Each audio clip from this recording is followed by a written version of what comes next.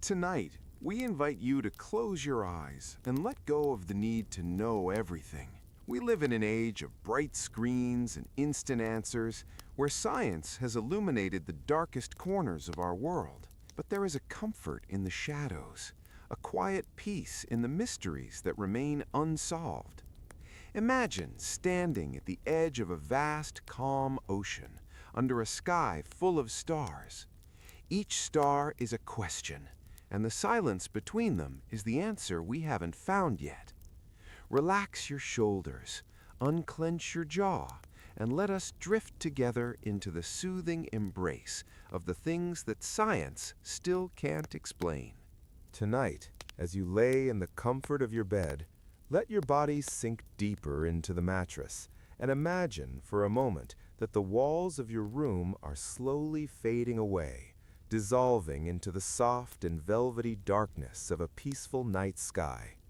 You are safe and warm, tethered to the earth by gravity, but your mind is free to float upward, drifting like a feather on a gentle breeze, rising higher and higher until the lights of the city below look like scattered diamonds on black velvet.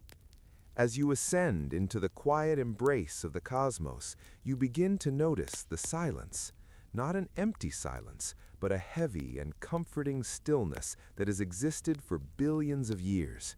A silence that wraps around you like a heavy blanket, protecting you from the noise of the day. Look out now into the vast expanse of the universe where billions of stars burn with a silent fire, creating constellations that tell the oldest stories of existence. Yet science tells us something profound and deeply relaxing about this view. Everything you can see, every star and every planet and every swirling cloud of cosmic dust, all of it makes up only a tiny fraction of what is actually there. For the universe is not empty space, but a crowded room filled with invisible giants. We call this mysterious substance dark matter, a name that sounds mysterious, but is actually the most comforting lullaby the cosmos has to offer. Imagine that 95% of the universe is made of this invisible ocean, a silent sea that we cannot see or touch or measure with our eyes, but we know it is there because of the way it holds the stars in its arms. In the early days of astronomy, scientists looked at the spinning galaxies and realized something was wrong. For the stars at the edges were moving too fast, spinning with such speed that they should have flown off into the deep darkness of space like water droplets spinning off a wet wheel. But they did not fly away. They stayed in their orbits, calm and steady, held in place by something invisible, a gravitational glue that binds the galaxy together. This is the silent symphony of dark matter, an invisible hand that cups the galaxies gently, ensuring that nothing is lost and nothing drifts away into the void without purpose. It is a beautiful thought to carry into sleep, the idea that even when we cannot see what is holding us, we are being held, just as the stars are held by this vast and unseen force. Imagine this dark matter not as a cold distance, but as a thick and supportive atmosphere, a cosmic fluid that fills every corner of the universe, flowing through the empty spaces between the stars, and even flowing through the room where you sleep right now. It does not interact with light. It does not reflect the sun. It simply is, a constant and unwavering presence that provides the structure for everything we know and love. Without this invisible embrace, the beautiful spirals of the Milky Way would unravel and scatter. The structure of the universe would dissolve. And so we owe our existence to this silent guardian that asks for no recognition. As you breathe in slowly and deeply, imagine that you are floating in this vast ocean of dark matter, supported by its invisible buoyancy, weightless and free from the heavy burdens of the ordinary world. The science of dark matter teaches us that there is more to reality than what meets the eye, that the things we cannot see are often more powerful and more essential than the things we can. This mystery is not something to be solved tonight, but something to rest within, a puzzle that does not need an answer, only an appreciation for its magnitude. Picture the great webs of the cosmos, where galaxies are strung like pearls on invisible threads of dark matter, stretching across billions of light years in a grand design that looks like the neural network of a giant mind. You are a part of this design, a small but significant spark of consciousness resting within the safety of the dark. The darkness is not empty, it is full, it is heavy with potential. It is the soil from which the stars grow and the bed in which the galaxies rest. As you drift deeper into relaxation, think of the ancient astronomers who looked up and wondered, and think of the modern scientists who calculate the weight of the invisible, all of them united by the same sense of awe that you feel now. There is no need to understand the complex equations or the physics of rotation curves tonight. There is only the feeling of the concept, the feeling of being surrounded by a friendly and silent force. Let your mind wander to the edges of the universe, where the expansion of space carries galaxies away from us, yet they are still connected by this underlying fabric, this fundamental truth that we are not alone in a void, but swimming in a living and breathing ocean of energy. Dark energy pushes outward, while dark matter pulls inward, a perfect cosmic balance, a rhythmic breathing of the universe that mimics the rise and fall of your own chest as you lie in bed. Inhale and imagine the expansion. Exhale and imagine the gravitational embrace, the gentle pull that keeps you grounded and safe. The universe is balanced, and so are you, poised between the waking world and the world of dreams, held in the comfortable gravity of sleep. It is fascinating to think that the atoms in your body are familiar with this darkness, that the space between the nucleus and the electrons of every atom is vast and filled with the same mysteries as the space between the stars. You are a microcosm of the universe, a small echo of the great silent symphony. And just as the universe is 95% mystery, perhaps your own mind is a vast landscape where the conscious thoughts are just the visible stars and the deep subconscious is the dark matter, holding everything together in the background. Trust in that background now. Trust in the parts of yourself that know how to sleep and how to heal without you having to direct them. Just as the galaxy does not need to try to hold itself together because the dark matter does the work, you do not need to try to sleep. You simply need to let go and allow the natural rhythms of your body to take over. The invisible forces are doing the work for you. Let the concept of dark matter be a comfort, a reminder that we do not need to see something for it to be real, and we do not need to understand everything to be safe. The greatest strength in the universe is invisible, silent, and ever-present, just like the peace that is waiting for you now at the edge of sleep.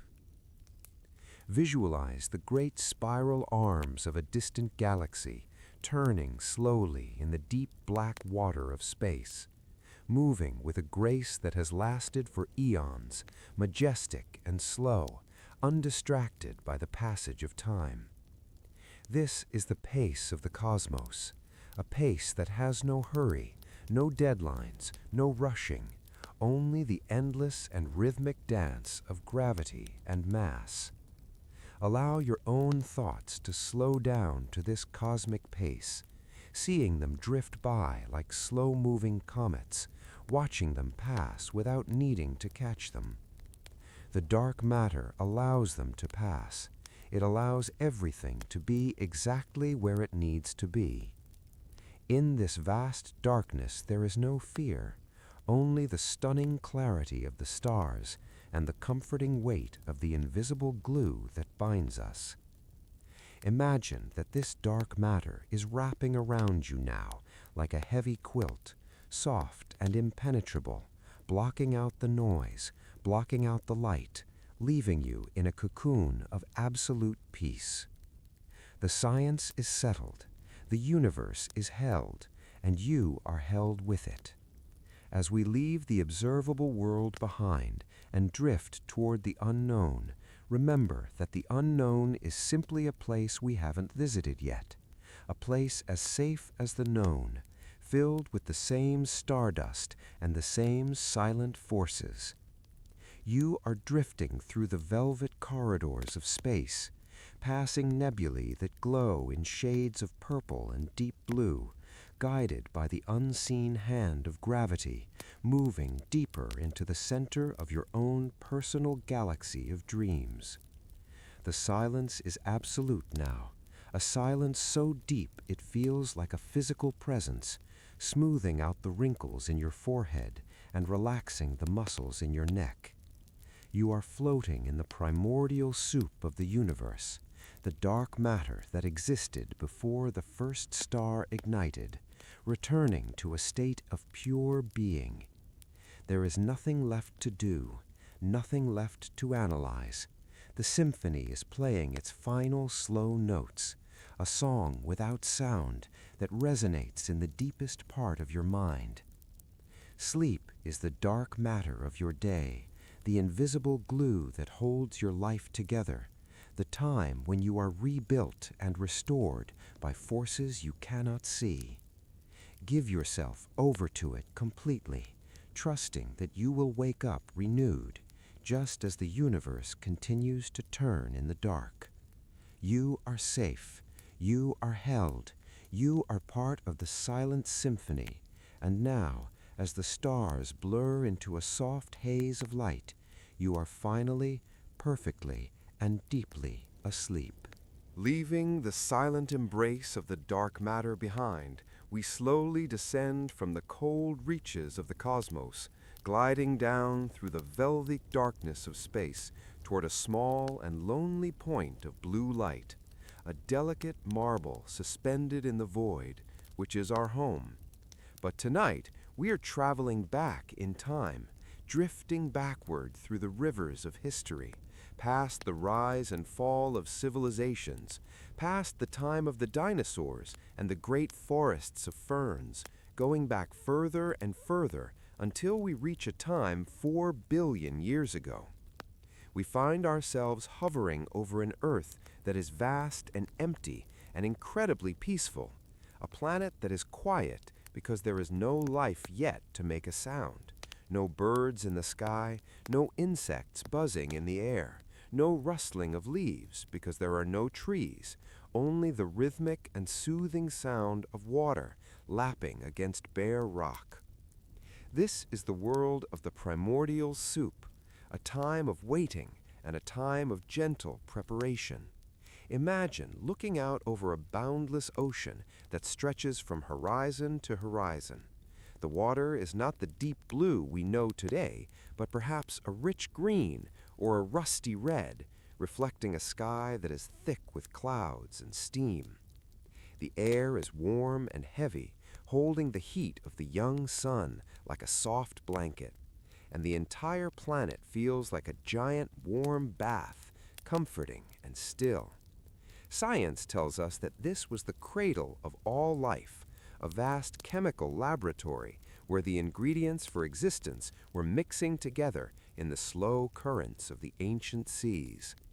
Picture the shallow pools near the edge of a volcanic island where the water is heated by the fires deep beneath the earth, creating a warm and mineral-rich broth that swirls gently with the tides. There is no rush here, for time means nothing yet. There are no clocks and no schedules, only the rising and setting of the sun and the endless cycle of the tides, pulled by a moon that looms large and silver in the sky. In this warm, ancient ocean, simple molecules are dancing, carbon and hydrogen and oxygen bumping into one another in a microscopic ballet that has been going on for millions of years. This is the great mystery that science still cannot fully explain, the moment when the non-living became the living, the precise second when a collection of dead atoms suddenly sparked with the energy of life. We know the ingredients and we know the timeline, but we do not know the mechanism. We do not know how the spark was lit, and there is a deep comfort in that mystery. It implies that life is not just a machine, but something magical, something that requires a touch of the unknown to begin. Imagine floating in that warm, ancient ocean, feeling the gentle sway of the currents as if the planet itself is rocking you to sleep. You are surrounded by the building blocks of life, tiny microscopic spheres of lipids forming little bubbles in the water, the ancestors of the very cells that make up your body today. These tiny bubbles are fragile and drifting, protecting the precious chemistry inside them, waiting for that lightning strike, or that burst of heat, or that secret catalyst that will wake them up. It is a peaceful image, the idea of the entire Earth waiting patiently for life to begin, not forcing it, just providing the warm water and the safety of the rock and the time it needs to happen. Science calls this abiogenesis, a complex word for a simple and beautiful concept, the birth of biology from chemistry. As you listen to the imaginary sound of those ancient waves crashing softly against the shore, let yourself feel connected to that primordial water. For the water in your body right now is the same water that was there 4 billion years ago, recycled and purified through the ages, but carrying the same memory of that first spark. Your blood is salty like the sea, because we all came from this same warm ocean. We are all children of this ancient soup. Visualize the steam rising from the surface of the water, swirling in slow white columns toward the sky, blending with the clouds. The atmosphere is thick and protective, shielding the surface from the harshness of space, creating a greenhouse of safety where delicate things can grow. In the depths of these oceans, near the hydrothermal vents, tall chimneys of rock puff out clouds of black minerals, heating the water and creating a cozy oasis in the cold, dark deep. Here in the dark and the warmth, life may have taken its first breath, hidden away from the surface, safe and secure in the crushing depth. It is soothing to think that life began not with a bang or a battle, but with a gentle chemical bonding, a coming together of parts to make a whole. It was a partnership of atoms agreeing to work together, a cooperation that has lasted for billions of years. As you lie in your bed, imagine that you are suspended in that primordial fluid, weightless and warm, supported by the density of the water. The mystery of the spark is like a lullaby, telling us that we are part of something miraculous, that we are here against the odds, that the universe wanted us to exist. Scientists have tried to recreate this moment in labs, sparking electricity into flasks of water and gas. And while they can create the building blocks, they cannot create the life itself. The secret sauce remains hidden. This is not a failure of science, but a triumph of nature, a reminder that some doors are meant to remain closed so that we can keep our sense of wonder. The how doesn't matter as much as the fact that it happened, the fact that the spark lit up the dark and started a chain reaction that led to you lying here tonight. The silence of the ancient earth is a heavy, drowsy silence, the kind of silence that precedes a long sleep. There are no predators, no dangers, nothing to run from, just the water and the rock and the sky. The rhythmic splashing of the waves is the heartbeat of the planet, slow and steady, thump, thump, thump, thump, calming your own heart rate, syncing your pulse with the rhythm of the tides. You are safe in this ancient memory, floating in the womb of the world, waiting for nothing, needing nothing, just existing in the warmth.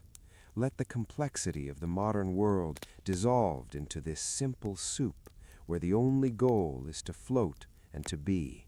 The molecules around you are not hurrying, they are drifting, colliding gently, separating and coming back together, mimicking the way your thoughts are now drifting, colliding and separating, dissolving into the background.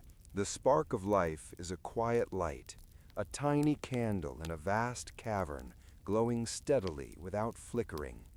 It represents the resilience of life, the stubborn refusal of the universe to remain dead and empty. Even in the darkness, even in the chaotic mix of chemicals, order emerged from chaos, peace emerged from turmoil, and sleep emerged from wakefulness. The first life forms were simple. They did not worry about the future or regret the past. They simply processed the energy around them and existed in the moment. You can learn from them tonight. Be like that first simple cell, with a strong boundary protecting your inner peace from the outside world, letting nothing in that disturbs your calm. The membrane of the cell is like the walls of your room, a barrier that says, "In here I am safe." The ancient ocean cradles you, the steam warms you, and the mystery of the spark fascinates you without demanding an answer. As we move away from this chapter of history, we leave the warm pools behind, but we take the feeling with us, the feeling of belonging to the earth, of being made of star stuff and ocean water and ancient mystery. The transition from non-life to life is like the transition from wakefulness to sleep. It is a blurry line, a soft crossover that happens when you aren't looking.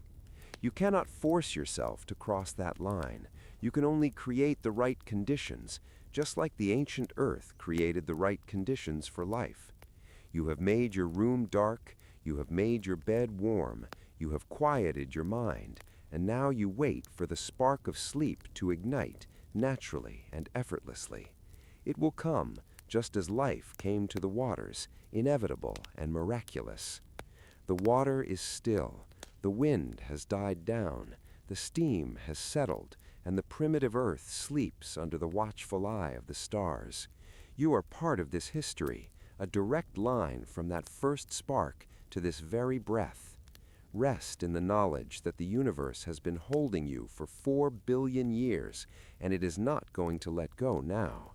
Sleep is the return to the primordial, the dipping back into the soup of energy to recharge your own spark. Let the waves wash over you, let the warmth seep into your bones, and let the mystery of your own existence lull you into a deep and dreamless slumber. We leave the ancient primordial waters behind now and step onto the solid ground of history, feeling the earth firm and steady beneath our feet as we travel forward in time to the age of the great builders.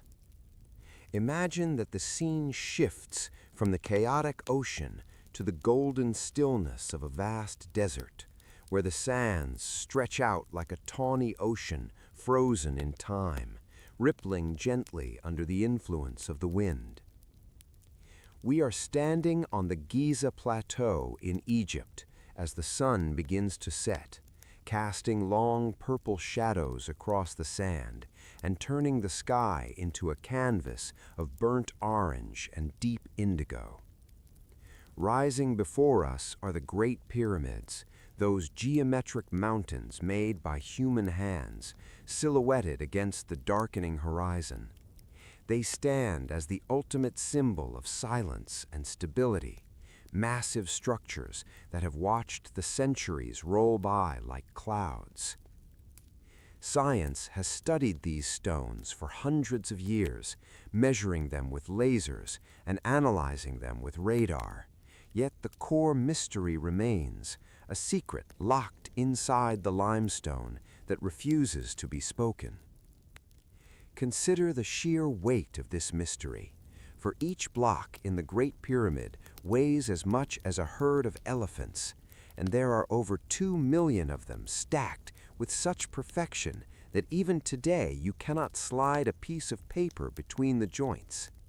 It is a level of precision that baffles the modern mind, a feat of engineering that seems impossible without the cranes and engines and computers we rely on today. How did they do it? How did they cut these massive stones from the bedrock and drag them for miles across the shifting sands without the wheel as we know it? Science suggests ramps or wet sand to reduce friction, or perhaps elaborate systems of levers, but no theory truly explains the speed and accuracy with which these monuments rose from the desert floor.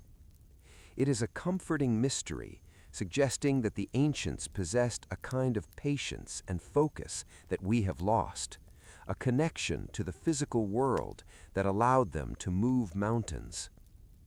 Imagine the sound of the wind whistling through the gaps in the stones, a low and mournful sound that seems to whisper the secrets of the past.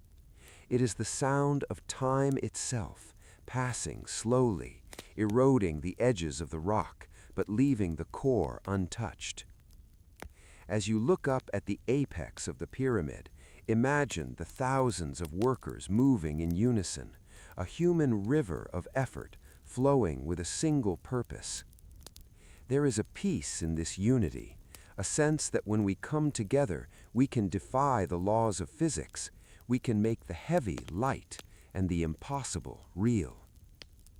The pyramid is an anchor for the earth, heavy and grounding, and as you visualize its weight, imagine that your own body is becoming heavy like the stone, sinking deeper into the mattress, grounded and stable and immovable. The desert night is cooling down now, the heat of the day radiating back into the atmosphere, leaving the air crisp and clear. Above the pointed tips of the pyramids, the stars begin to emerge, the same stars that the pharaohs watched, the same stars that guided the placement of these stones. The alignment is perfect, pointing toward the celestial north with a distinct accuracy that science confirms but cannot fully comprehend the method of. It is a connection between the earth and the sky, a bridge built of stone that links the mortal world with the infinite. Leaving the warm sands of Egypt, we travel north now, crossing the sea in the blink of an eye to land on the lush green grass of the Salisbury Plain in England. The air here is different, cool and moist, smelling of rain and ancient soil. In the distance, rising from the mist, stands the Circle of Stonehenge, a ring of rugged giants standing guard over the landscape. These stones are different from the polished limestone of Egypt. They are rough and gray, covered in lichen, worn by thousands of years of rain and wind. The mystery here is even deeper, for some of these stones, the blue stones, came from mountains over 150 miles away in Wales. How did a people without roads, without carts, without written language, transport these 4-ton boulders across wild forests and rushing rivers? Did they roll them on logs? Did they float them on rafts? Or did they have a knowledge of nature that allowed them to work with the earth rather than against it? Science has traced the stones to their source, but the journey remains a blank page, a story lost to the mist. Walk into the center of the circle in your imagination and feel the stillness there. The stones block the wind, creating a sanctuary of silence in the middle of the open plain. Reach out your hand and touch the cold, rough surface of a sarsen stone, feeling the grit and the hardness, the absolute solidity of it. It feels eternal. It feels like it has always been there and always will be there. This is the feeling of deep sleep, a state of being that is solid and heavy and unmovable. The ancients built this circle as a calendar, a clock made of rock, to track the movements of the sun and the moon. They knew that the universe moves in cycles, that the sun rises and sets, that the seasons come and go, and that wakefulness must always be followed by sleep. Stonehenge is a reminder of this natural rhythm, a monument to the cycle of rest. As the sun sets over the English plain, the stones cast long shadows that stretch out like fingers reaching for the night. The mystery of how they were raised is not frustrating, it is lulling. It reminds us that we do not need to know how everything works to enjoy it. We do not need to know how the stones were moved to appreciate their beauty, just as you do not need to know how sleep works to fall asleep. You simply have to be there, like the stone, waiting for the night. There is a theory that the stones were used for healing, that the blue stones possess a unique acoustic quality that resonates with the human body. Imagine that a low, humming vibration is coming from the rocks, a frequency of pure relaxation that enters your body through your fingertips and travels up your arms, relaxing your shoulders, softening your neck, and calming your mind. The stones are whispering to you, telling you to let go of the need to control, to let go of the need to understand. The people who built this place are gone. Their names are forgotten. Their tools have turned to dust, but their work remains, a testament to the power of persistence and peace. The questions that science asks, the who and the how and the why, drift away like the morning mist, leaving only the presence of the structure. You are a stone in the circle now, standing tall and strong, unbothered by the weather, unbothered by the passing of time. The heavy sarsen stones are the heavy eyelids that are closing over your eyes. The lintels that bridge the gaps are the bridges between your thoughts, connecting them into a smooth circle of dreams. The atmosphere on the Salisbury Plain is heavy with drowsiness. The sheep in the distance are settling down. The birds have stopped singing, and the only sound is the wind moving through the grass. It is a hypnotic sound, a white noise that wraps around the mystery of the stones. Whether it was giants, or magic, or simply the incredible determination of our ancestors, the result is the same, a place of wonder and rest. We can learn from the stones that it is okay to just stand still. It is okay to do nothing but exist. In a world that is always moving, always rushing, the pyramids in Stonehenge remind us of the power of staying put. They do not run, they do not chase, they simply are. Allow yourself to embrace that stillness. Your body is a monument to rest tonight. Your breathing is the wind in the desert. Your heartbeat is the rhythm of the seasons.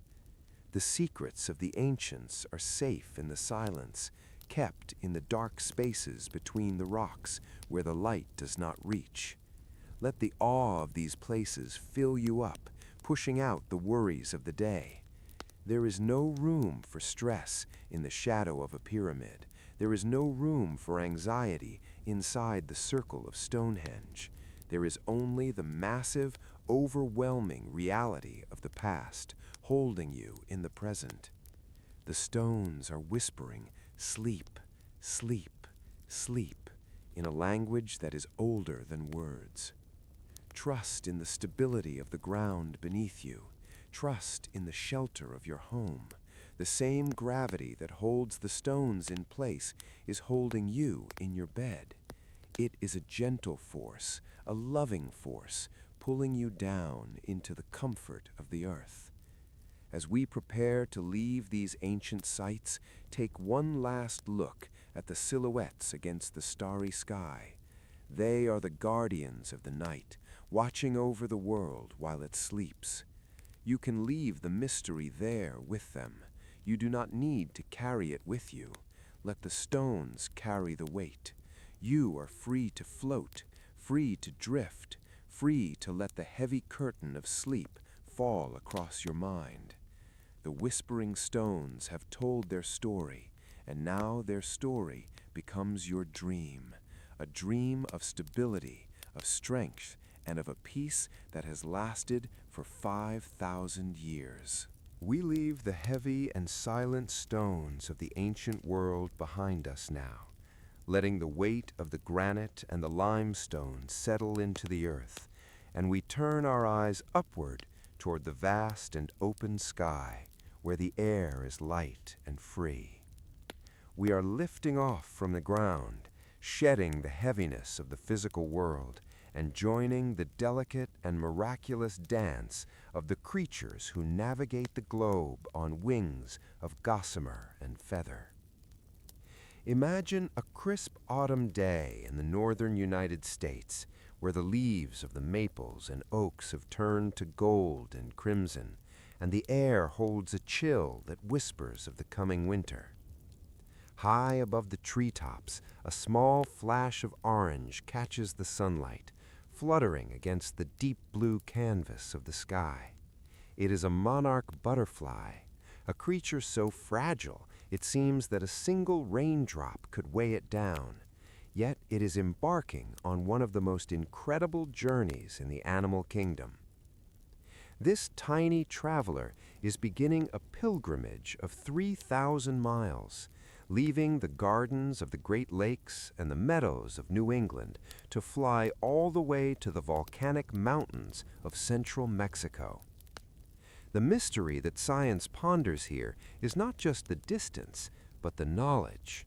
For the butterfly that makes this journey has never been to Mexico before. It is the great-grandchild of the butterfly that left the South the previous spring.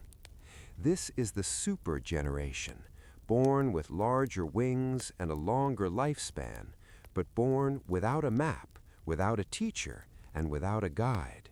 Yet it knows exactly where to go. Science calls this magnetoreception, the ability to sense the magnetic field of the Earth, an invisible grid of energy that curves around our planet like the lines of latitude and longitude on a globe. Imagine that the Earth is singing a silent song, a low magnetic hum that only these creatures can hear, and they simply follow the melody home. It is a deeply relaxing thought to consider that we live on a planet that guides its children, a planet that provides an invisible pathway for those who need to travel.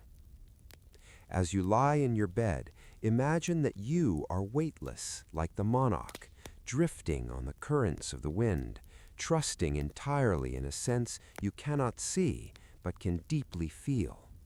There is no anxiety in this flight, no worry about getting lost, because the compass is built into your very being. The butterfly does not stress about the route. It simply surrenders to the pull, the gentle magnetic tug that draws it southward toward the warmth. This is the same pull you feel right now, the gravity of sleep, the magnetic attraction of rest that draws you down into the pillows. Allow yourself to glide on that current. The landscape below passes slowly, a patchwork quilt of forests and fields, rivers winding like silver ribbons through the valleys, all peaceful and silent from this height. The science of magnetoreception suggests that these creatures have tiny crystals of magnetite in their bodies, microscopic compass needles that align with the heart of the Earth. It creates a connection between the smallest insect and the massive core of the planet, a bond that spans thousands of miles. It reminds us that we are all connected to the Earth, that we all have an internal guidance system that knows when it is time to be active and when it is time to rest. Leaving the orange wings of the butterfly for a moment, we travel even further, sweeping across the oceans to find the champion of the skies, the Arctic tern. This sleek white bird with its sharp red beak sees more daylight than any other creature on Earth, flying from the top of the world to the bottom, from the Arctic Circle to Antarctica and back again every single year.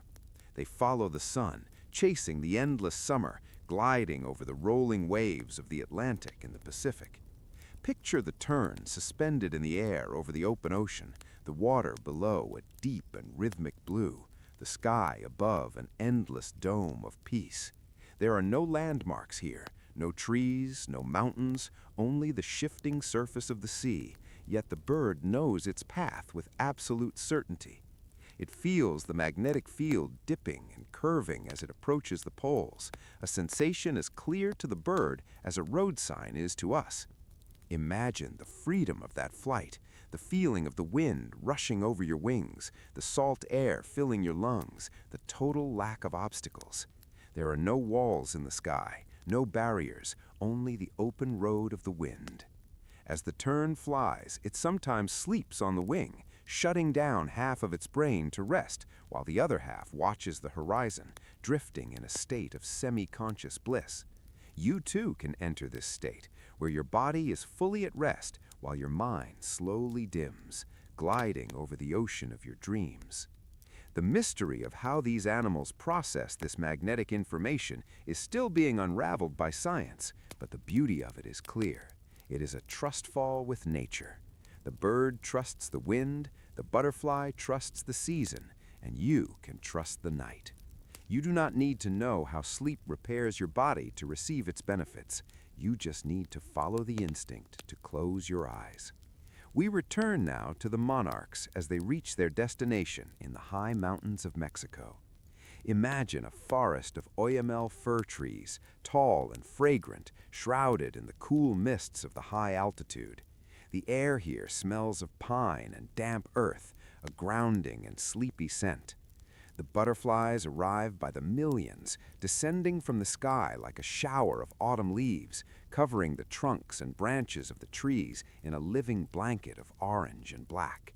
They cluster together for warmth, thousands of them clinging to a single branch, their wings folded, their long journey complete. This is the ultimate image of community and rest, a huddled mass of sleeping travelers who have found their sanctuary. They will sleep here for the winter, moving very little, conserving their energy, waiting for the sun of the spring. See them in your mind's eye, the trees draped in the colors of the sunset, the forest quiet and still, protected by the mountains. The magnetic pull has led them here, to this exact spot, to this specific grove of trees, a place they had never seen but always known. It is a miracle of biology, a testament to the invisible forces that guide us all. You have reached your own sanctuary tonight, your own Oyamel forest. Your bed is the branch where you can fold your wings. The journey of the day is over, the long flight through the hours of work and worry is finished, and you have arrived at the destination. The magnetic field of sleep has guided you here. You can feel the stillness of the butterflies, the collective quiet of a million wings at rest. In this forest, the silence is thick and soft, absorbed by the millions of velvet wings. The science is still chasing the answer to exactly how the signals are processed in the tiny brains of these travelers, but the answer doesn't change the feeling of peace. It suggests that there is a map written in our DNA, a map that leads us to safety, a map that leads us to restoration. Even without a compass, even without a chart, you have found your way to this moment of relaxation. The Arctic tern has landed on the ice, tucking its head under its wing. The monarch has gripped the bark of the fir tree, becoming one with the forest, and you are settling into the linens, becoming one with the night.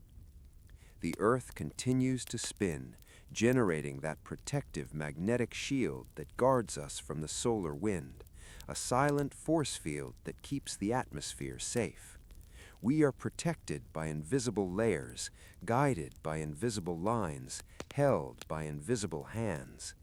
Let the concept of the migration soothe you, the idea that movement eventually leads to stillness. The purpose of the journey is the arrival, and you have arrived. Let your breathing mimic the slow beating of a large pair of wings, slow and steady, lifting and falling.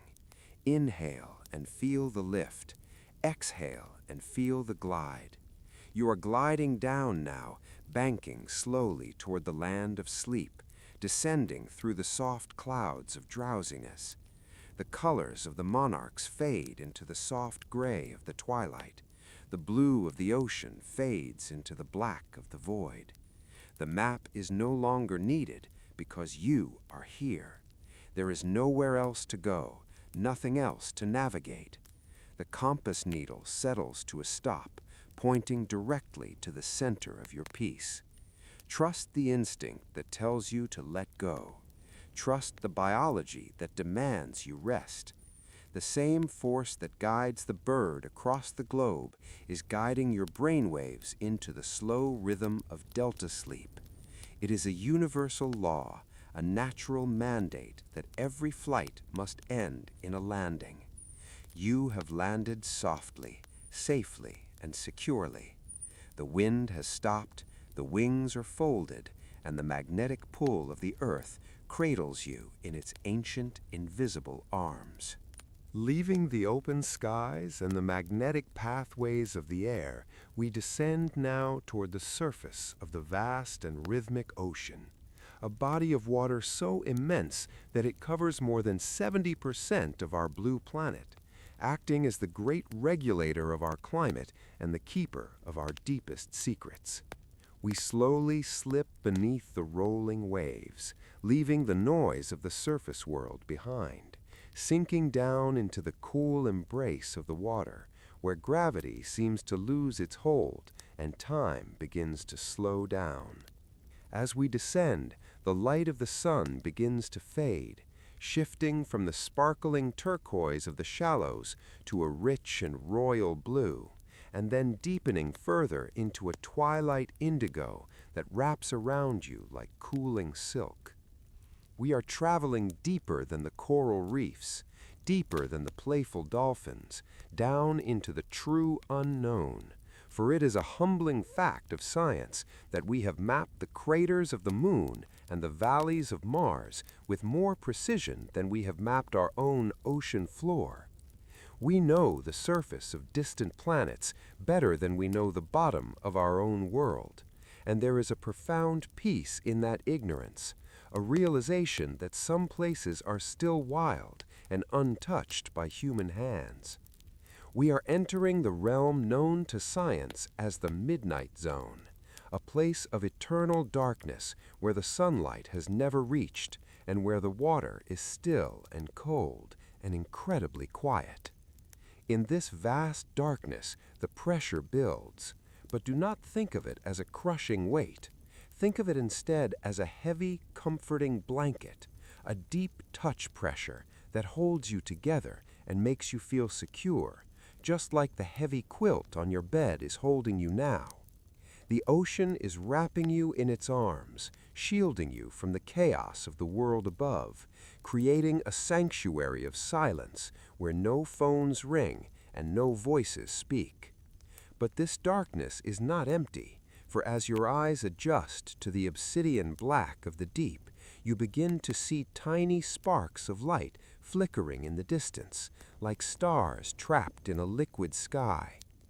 This is the phenomenon of bioluminescence, the ability of living things to create their own light in the dark. It is one of the most magical sights in nature, a biological miracle where chemical energy is turned into light without heat.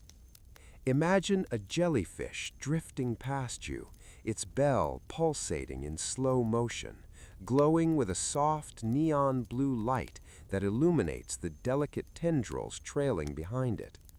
It looks like a ghost of the deep, a phantom of pure peace drifting on the invisible currents.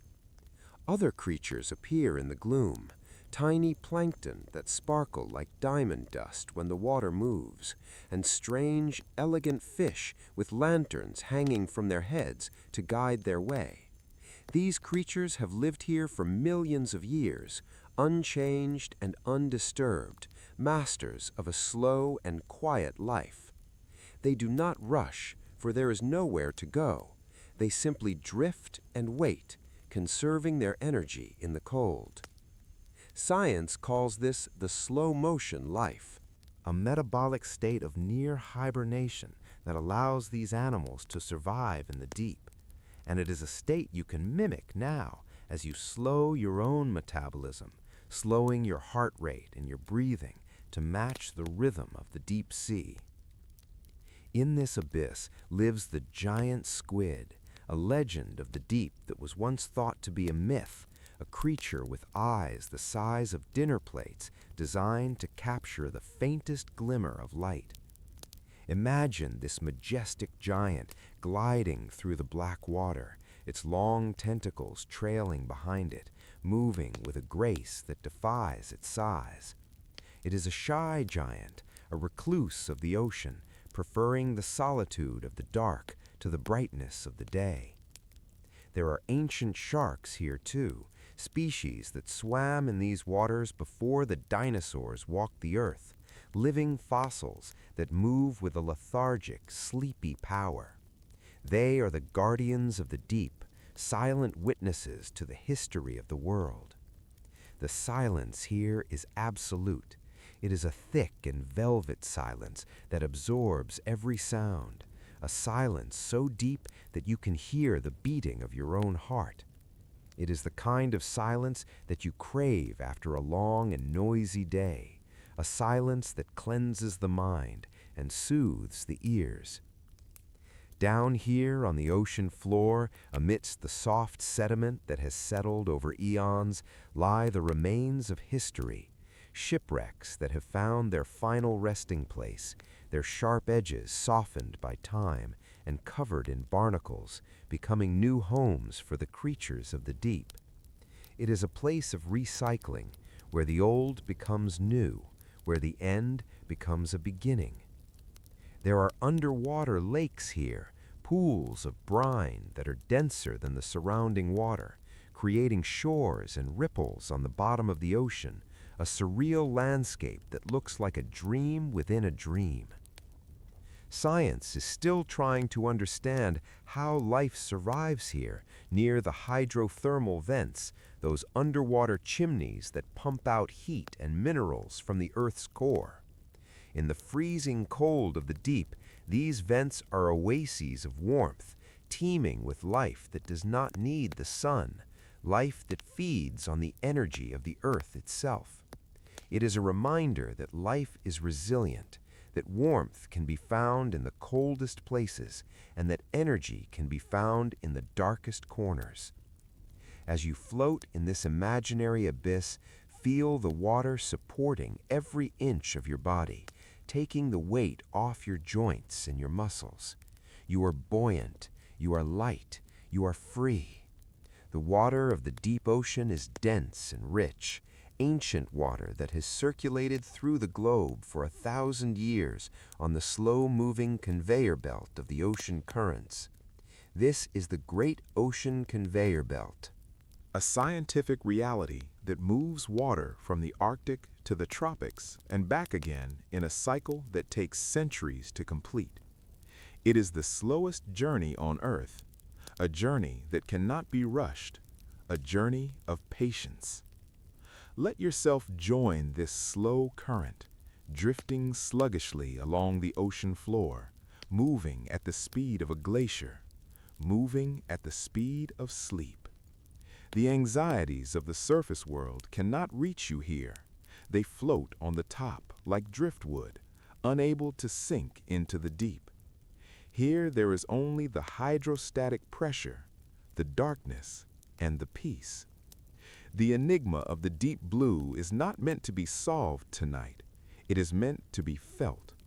It is the feeling of the unknown wrapping around you, the comfort of knowing that there are things bigger than us, deeper than us, and quieter than us.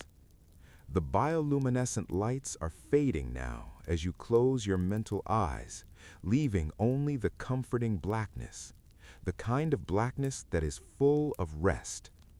You are a diver who has gone too deep to return to the surface tonight. You have found a cave of comfort in the bedrock of the ocean. The giant squid has retreated into the shadows. The glowing jellyfish have drifted away, and you are left alone in the perfect quiet.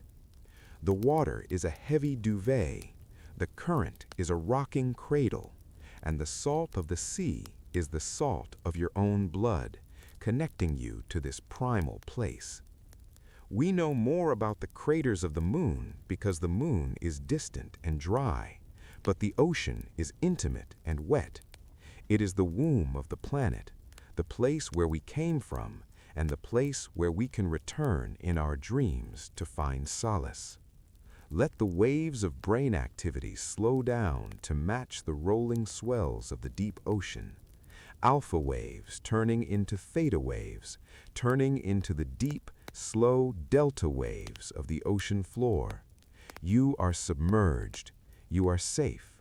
You are hidden. The science of the deep remains a puzzle, a vast blue question mark, but the feeling of the deep is an answer. The answer is peace. The answer is stillness. The answer is a long, uninterrupted sleep in the arms of the water. Relax your jaw. Relax your hands. Let your feet turn outwards and let yourself sink down, down, down into the beautiful, dark, and enigmatic blue. Rising slowly from the depths of the ocean floor, we break the surface and drift toward the land, finding ourselves now standing in the cathedral of the natural world, a vast and ancient forest where the air smells of pine needles and damp earth, and the light filters through the canopy in soft shafts of green and gold. You are walking on a carpet of moss that is thick and soft, silencing your footsteps, absorbing the sound of your movement so that the only thing you can hear is the gentle rustling of the leaves above. We often think of trees as solitary beings, lonely giants standing apart from one another, competing for the sunlight and the rain. But science has unveiled a beautiful secret that lies beneath our feet, a secret that changes everything we know about the forest. Under the soil, in the dark and cool earth, there is a bustling community, a complex social network that scientists have charmingly named the Wood Wide Web. It is a phantom language, a silent conversation that has been going on for millions of years, long before humans walked the earth. Imagine that beneath the ground there are billions of tiny white threads, microscopic fungal networks called mycelium, that act as the internet of the forest, connecting the roots of one tree to the roots of another. It is a marriage of fungus and root, a partnership where the trees provide the fungi with sugar created from the sunlight, and in return, the fungi scavenge the soil for nutrients and water to give back to the trees.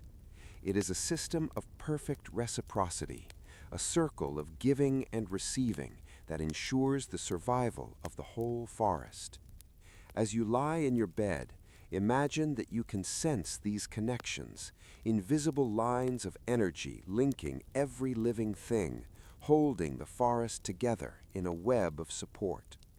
The science tells us that trees are not selfish, they are communal. They look after their neighbors. In this underground network, the oldest and largest trees, known as the mother trees, act as the matriarchs of the forest. These ancient giants, with their trunks as wide as a room, use the fungal network to nurse their young, sending liquid sugar and carbon through the soil to the small seedlings growing in the shadows. The little trees cannot reach the sun yet. They are too small, so the mother tree feeds them, pumping nutrition through the dark earth to keep them alive until they are strong enough to stand on their own. It is the ultimate bedtime story of nature, the parent taking care of the child in the dark, ensuring they are fed and warm and safe. Visualize this flow of energy as a golden light moving through the roots, a slow and steady pulse of life that travels from the strong to the weak, from the old to the young. It is a comforting thought that even in the wild, even in the silence of the woods, nothing is truly alone. If a tree is sick, its neighbors will send it extra nutrients to help it recover, a silent act of kindness that happens without a word being spoken. This communication is slow, moving at the speed of biology, a sluggish and relaxed pace that ignores the frantic ticking of the clock. Trees live in tree time, a timescale where a day is a second and a century is a year. To understand them, we must slow down our own minds. We must sync our breathing with the slow respiration of the forest. Inhale the oxygen that they have created for you.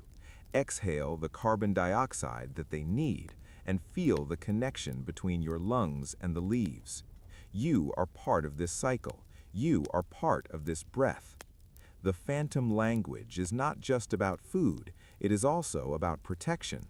When a tree is under attack by insects, it releases a chemical scent into the air, a pheromone that drifts on the breeze to warn the other trees downwind. Before the danger even arrives, the neighboring trees begin to produce protective chemicals, shielding themselves because they were warned by their friend. It is a neighborhood watch of the most natural kind, a silent system of care that keeps the forest safe. The woods are not quiet, they are whispering, but they whisper in a frequency of peace that we can only understand when we are very still. Let your mind wander down into the soil, past the leaf litter, into the cool, dark earth where the roots are intertwined.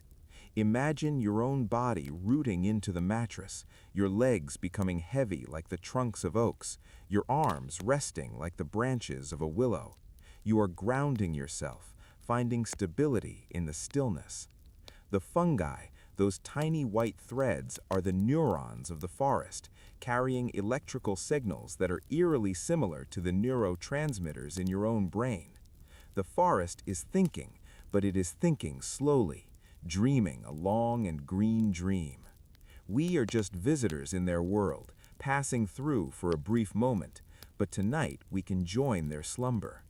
The redwoods of California, the Douglas firs of Oregon, the maples of Vermont, they are all sleeping now, standing guard in the moonlight. Their sap has slowed down, their leaves have stopped fluttering, and they are resting in the cool night air. The wood wide web continues to hum below them, a low vibration of life that never truly stops, a background hum of existence that is incredibly soothing. It reminds us that we do not need to speak to be heard. We do not need to move to be active. We can just be. We can just exist in the network of life, supported by forces we cannot see. The scientific revelation of plant intelligence is not frightening, it is deeply reassuring. It means the world is more alive than we thought, more conscious, more caring. It means that when you walk in the woods, you are walking through a community, a family that has been together for generations. Let the image of the mother tree soothe you, her branches high above, her roots deep below, holding the earth together. She has seen storms and fires and droughts, and yet she stands, calm and resilient. You too can withstand the storms of the day, for you have deep roots, you have a network of support, you have a place where you belong. The soil is soft, the moss is cool, and the phantom language is lulling you to sleep. It says, "Rest now, grow strong, we are here." The signals fade into a gentle rhythm. The chemical messages become a lullaby of scents, pine and cedar and rain. The complexity of the science melts away into the simplicity of the feeling. You are connected. You are safe. You are part of the web. As the forest creates its own weather, holding moisture and creating mist, you create your own atmosphere of sleep in your room.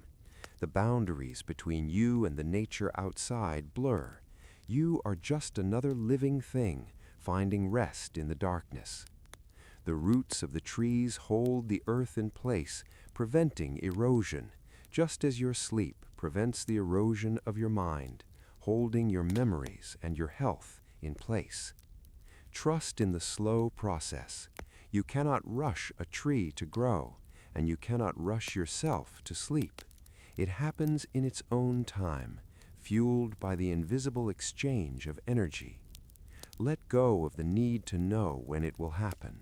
Just trust that the nutrients of sleep are flowing toward you, sent by the universe, sent by the night. The forest is a blanket of green during the day and a blanket of black at night, covering the world in peace. Slip under that blanket now. Join the silent conversation. Listen to the phantom language that speaks of rest, of growth, of patience, and of the deep, dark, nourishing power of the earth. The trees are standing watch, the fungi are knitting the soil, and you are free to drift away into the canopy of your dreams.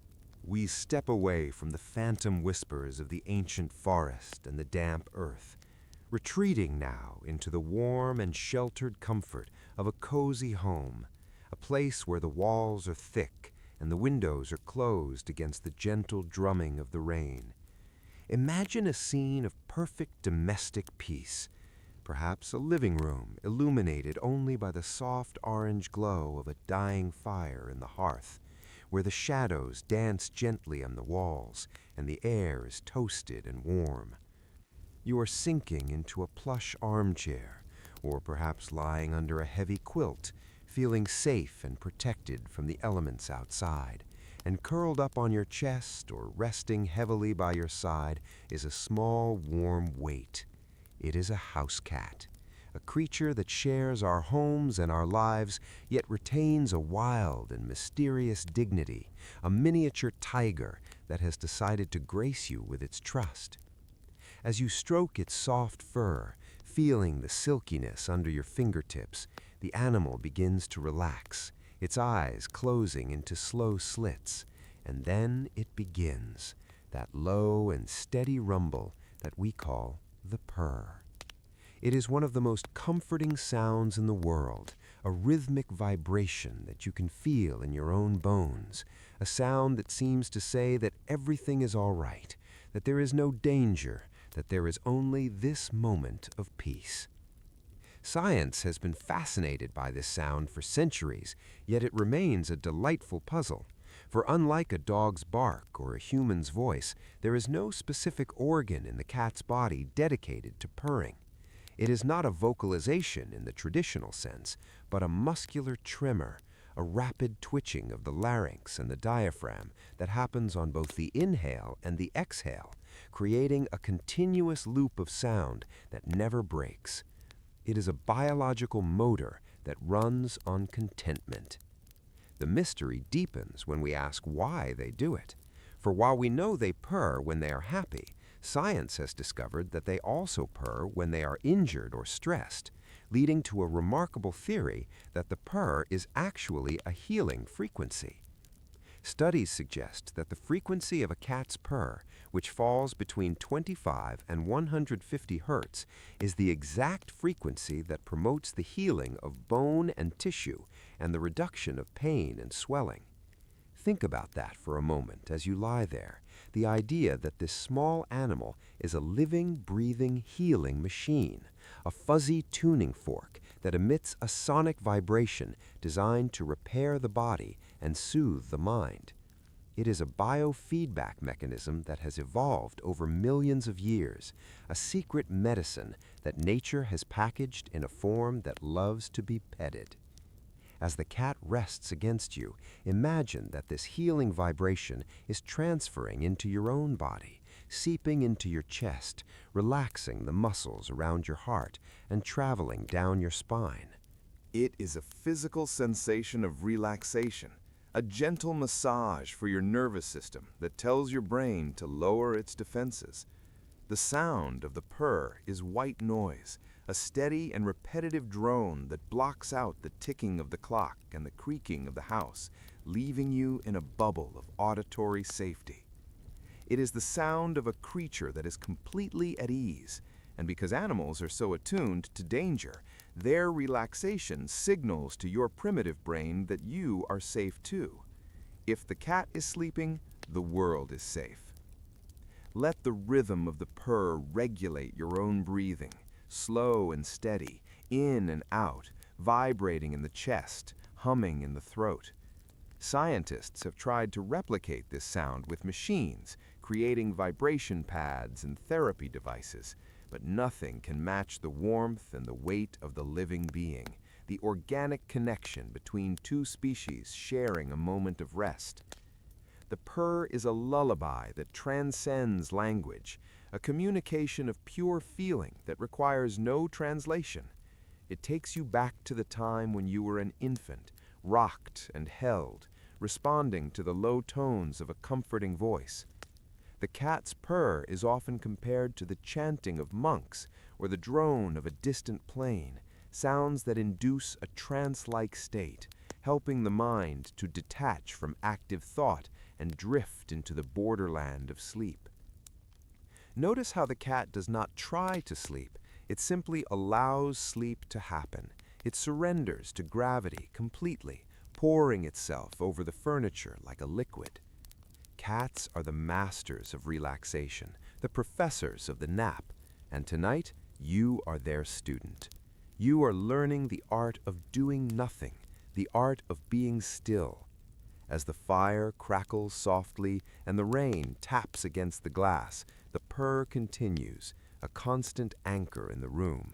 It is a sound that has filled human homes for thousands of years, from the mud brick houses of ancient Egypt to the high-rise apartments of modern New York, a timeless thread of comfort that weaves through human history. Science tells us that owning a cat can lower blood pressure and reduce the risk of heart attack. And as you listen to that rhythmic thrumming, it is easy to understand why. It is a stress-melting sound, a sonic blanket that wraps around your worries and muffles them until they disappear. You feel heavy now, warm and heavy, pinned to the bed by the pleasant weight of relaxation. The mystery of exactly how the neural oscillator in the cat's brain generates this signal is less important than the feeling it gives you right now. It is a feeling of being chosen, of being a trusted companion. The cat has chosen you as its pillow, and in return, it gives you its song. Let the vibration resonate in your solar plexus, untying the knots of anxiety, smoothing out the tension in your stomach. The purr is slowing down now, becoming deeper and softer as the animal falls into a deeper sleep, and your own mind is slowing down with it, syncing with that feline frequency. You are entering a state of sympathetic resonance, where your piece amplifies the cat's piece, and the cat's piece amplifies yours, a feedback loop of tranquility. The room is fading. The world outside is forgotten. There is only the warmth, the weight, and the rhythm. Thrum, thrum, thrum, thrum, like a second heartbeat outside of your body. It is the heartbeat of the night, steady and sure. Embrace the mystery of this creature, this small tiger that brings the wild gift of healing into your home. Let the purr carry you away. Let it vibrate through your dreams, healing you, restoring you, and guiding you gently into the silent and velvet pause of the night. You are safe, you are warm, and you are deeply, deeply loved by the simple, purring presence of life. We turn our gaze inward now, leaving the external world of forests and oceans and vibrating purrs behind us to explore the most intimate and baffling frontier of all, which is the landscape of your own mind. Imagine that you are walking into a vast and quiet library that exists within your own head, a place of infinite shelves and soft lighting, where the floors are covered in thick carpets that silence your footsteps. You are entering the labyrinth of consciousness, the intricate maze of thoughts and memories and sensations that make up the feeling of being you. Science has mapped the geography of the brain with incredible precision. We know about the lobes and the cerebellum. We know about the gray matter and the white matter.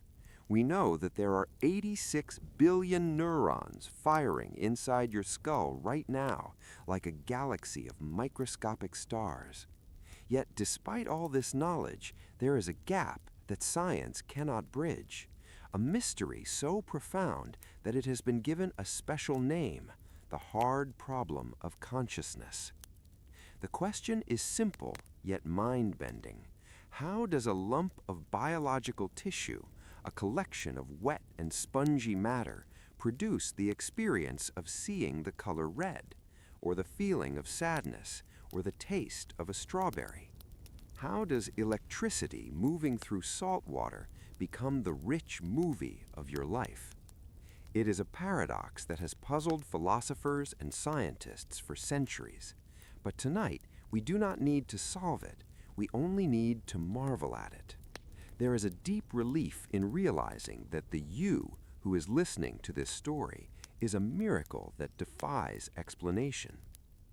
Imagine your brain as a glowing city at night seen from high above, with millions of lights flickering on and off, traffic moving along the highways of the axons, information flowing like a river of light.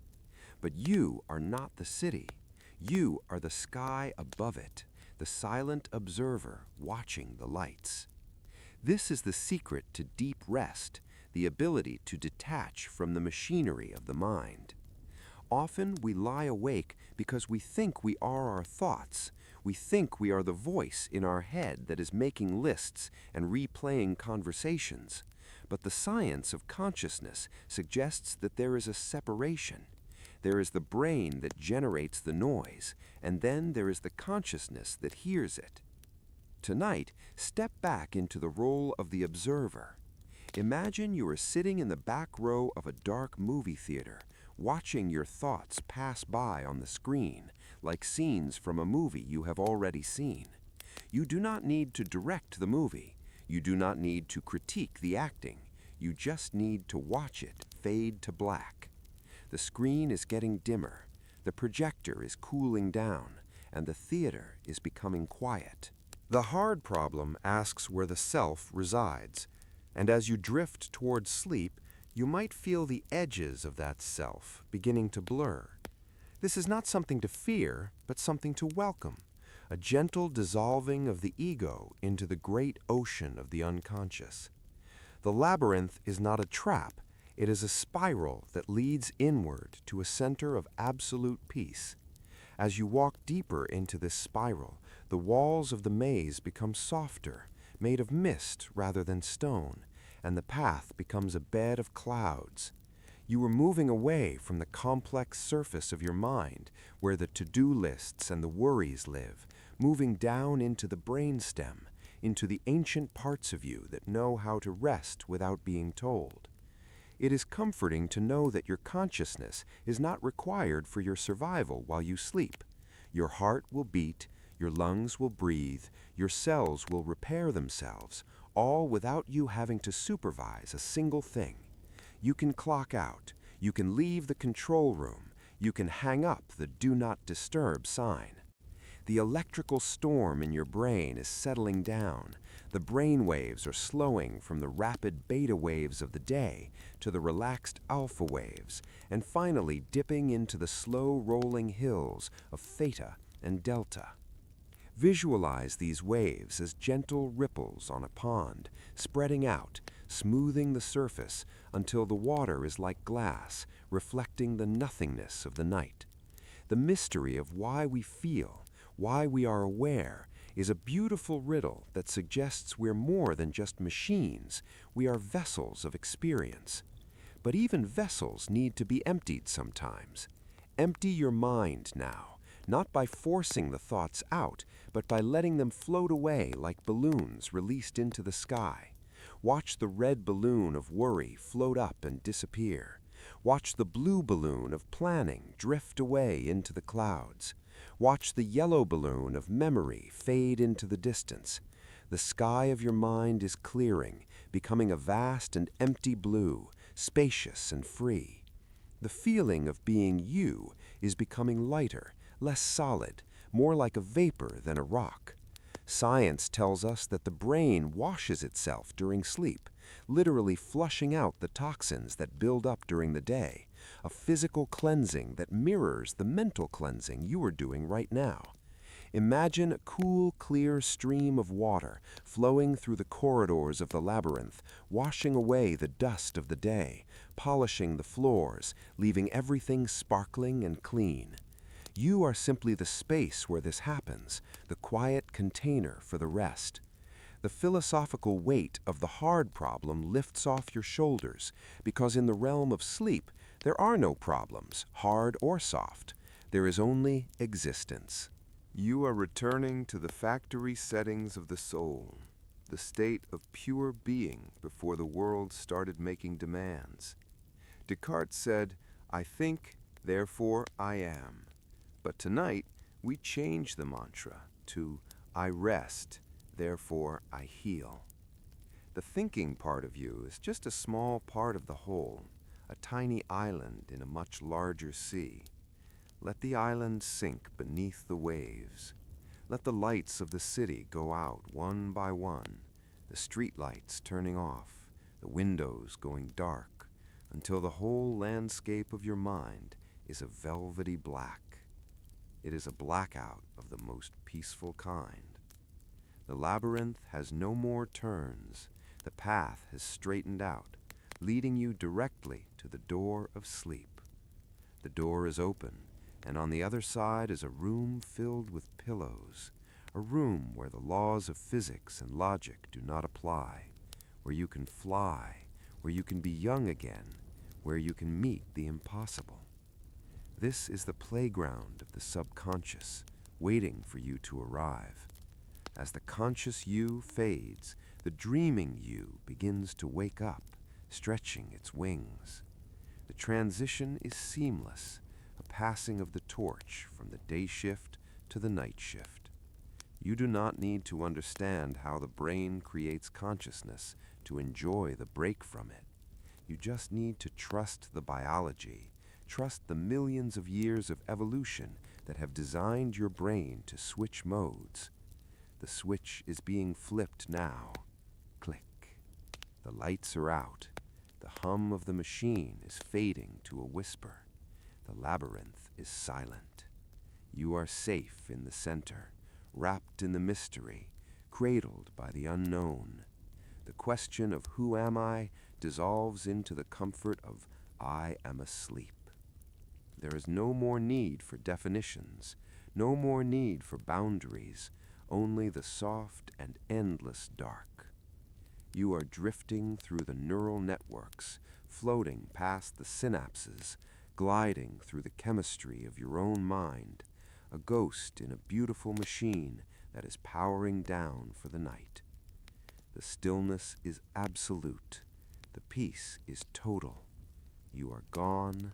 You are here. You are asleep.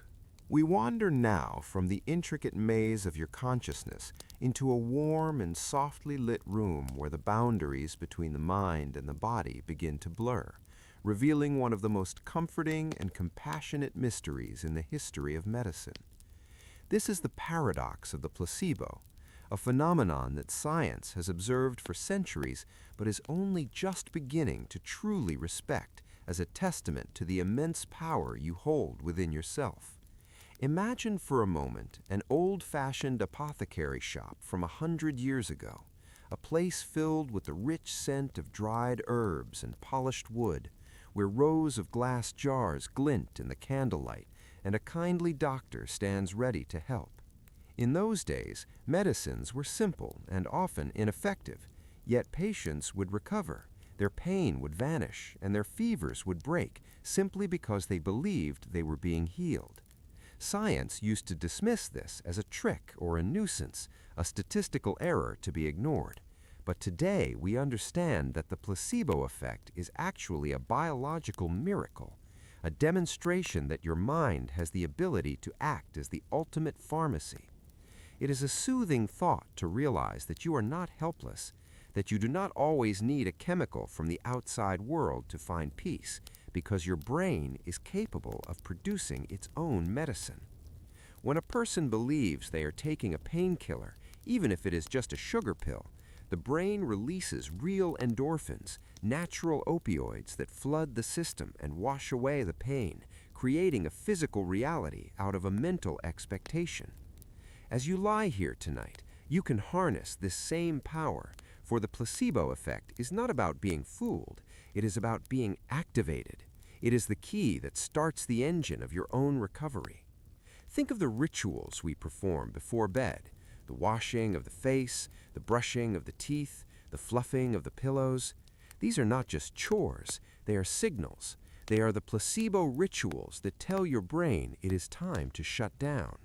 The moment you pull the duvet up to your chin, you are administering a dose of comfort to yourself, triggering a cascade of relaxation chemicals that have been waiting for your command.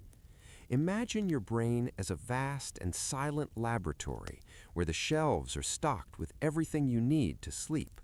There are jars of dopamine for comfort, vials of serotonin for mood, and deep reservoirs of melatonin for darkness. You possess the master key to this room, and that key is your belief. If you believe that you will sleep well tonight, your body will begin to align with that truth, lowering your heart rate, relaxing your muscles, and preparing the chemistry of the night. It is a gentle power, a soft persuasion rather than a forceful demand. The history of the placebo reminds us of the royal touch in medieval times, where kings were believed to heal the sick simply by laying a hand upon them. It was the belief in the authority, the belief in the safety of the moment that allowed the body to heal itself. You are the king or queen of your own kingdom tonight, and you have the authority to grant yourself rest. Place your hand on your own heart, or let your arms rest heavy by your sides, and feel the authority of your own intention. You are telling your body that it is safe to let go, and your body, loyal and responsive, is listening to every word.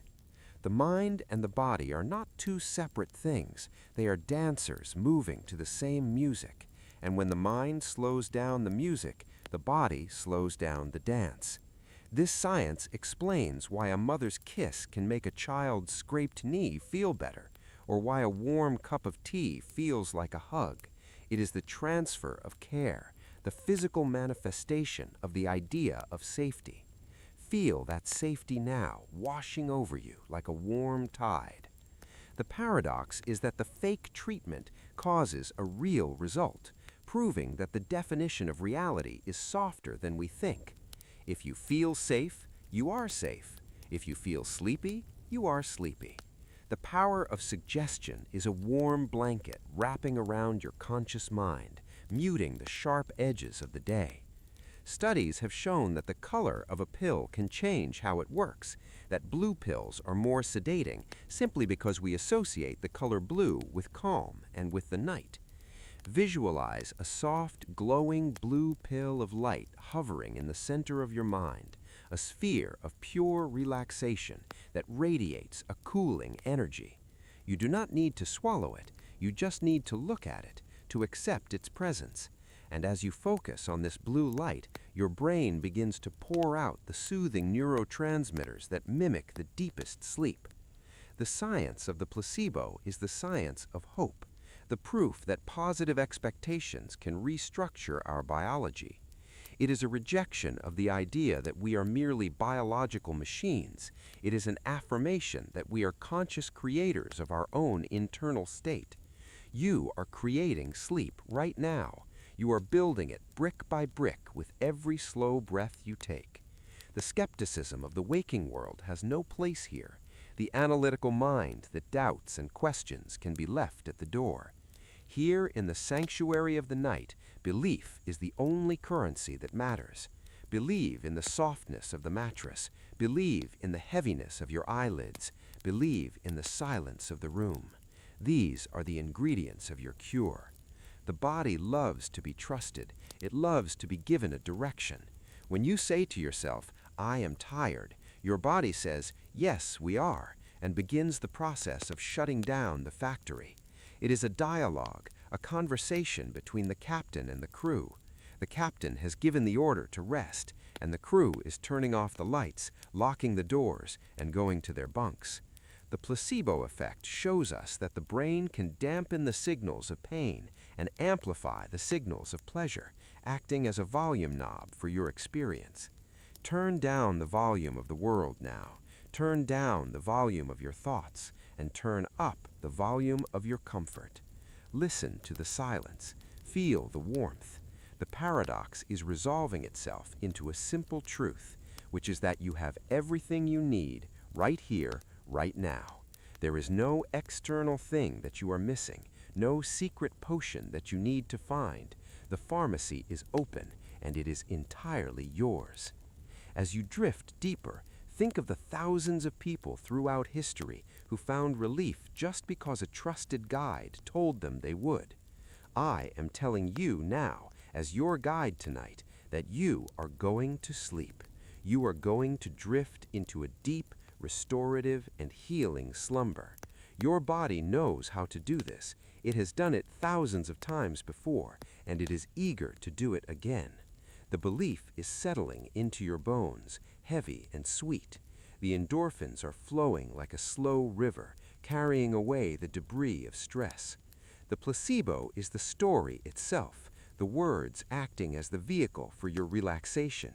You are taking the medicine of the voice, the medicine of the narrative, and it is working perfectly. The lines between what is real and what is imagined are fading, for in the world of sleep, imagination is reality.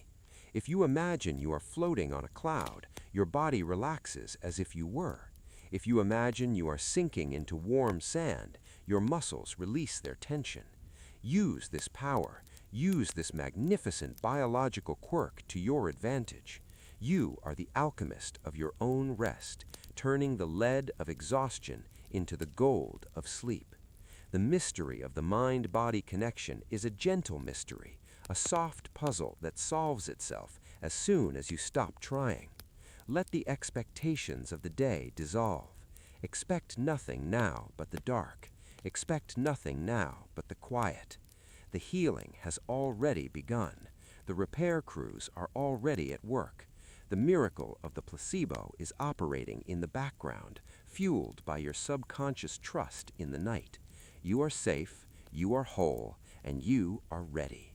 The paradox is over, the science is settled, and the only thing left is the sweet, undeniable weight of the sleep that is pulling you down, down, down into the healing darkness. We drift now from the quiet power of your own belief into the charged and electric atmosphere of the natural world, moving from the inner sanctuary of the mind to the mysterious and elemental forces that dance in the sky. Imagine that outside your window a summer storm has just passed. The heavy curtain of rain has lifted, and the thunder has rolled away into the distance like a fading drumbeat, leaving the air rich with the scent of ozone and wet grass. The world feels scrubbed clean, vibrant and electrically charged, and it is in this precise moment of atmospheric tension that one of the rarest and most fairy tale-like phenomena in science decides to appear. It is known as ball lightning, a name that sounds like a weapon from a myth, but is actually a description of a gentle, floating ghost of light. Imagine that outside your window a summer storm has just passed. The heavy curtain of rain has lifted, and the thunder has rolled away into the distance like a fading drumbeat, leaving the air rich with the scent of ozone and wet grass. The world feels scrubbed clean, vibrant and electrically charged, and it is in this precise moment of atmospheric tension that one of the rarest and most fairy tale-like phenomena in science decides to appear. It is known as ball lightning, a name that sounds like a weapon from a myth, but is actually a description of a gentle, floating ghost of light. Imagine sitting in a comfortable chair in an old Victorian house with high ceilings and heavy velvet drapes. The room is dim and quiet, and suddenly, without a sound, A glowing orb the size of a grapefruit materializes in the center of the room. It hovers there, levitating about 4 feet off the ground, pulsing with a soft and hypnotic light that shifts from a warm orange to a pale electric blue. It is beautiful and utterly baffling, a spherical mystery that defies the laws of physics as we know them. Science has chased this ghost for centuries, collecting stories from sailors who saw balls of fire dancing on the masts of ships, and from farmers who watched glowing globes float through their open doors during a storm.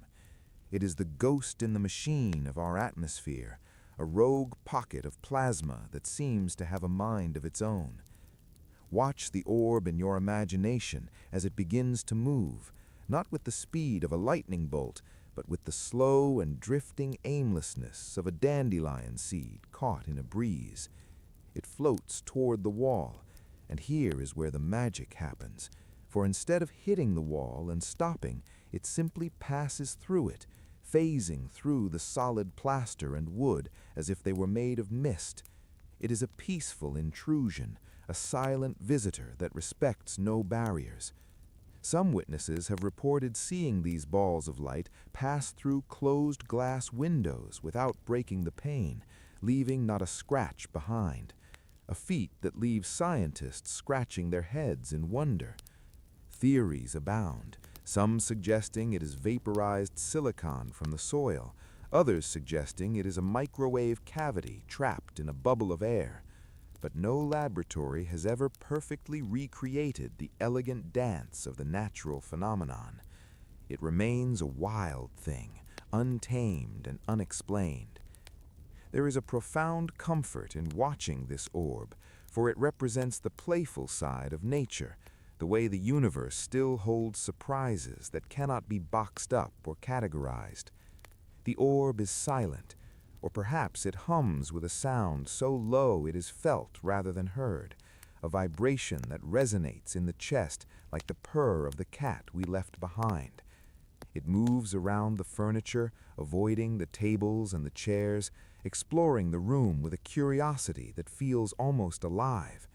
It glows with the light of 1,000 fireflies caught in a bubble, illuminating the corners of the room with a soft, shifting radiance that casts long, dancing shadows on the floor. It is a night light provided by the storm, a gift of illumination in the dark. As you watch it, you feel a sense of heaviness in your limbs, a hypnotic relaxation that comes from staring at a flame or a star.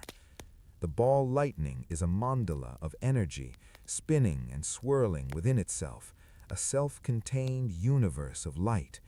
It reminds us of the will-o-wisps of ancient folklore, the fairy lights that guided travelers off the path.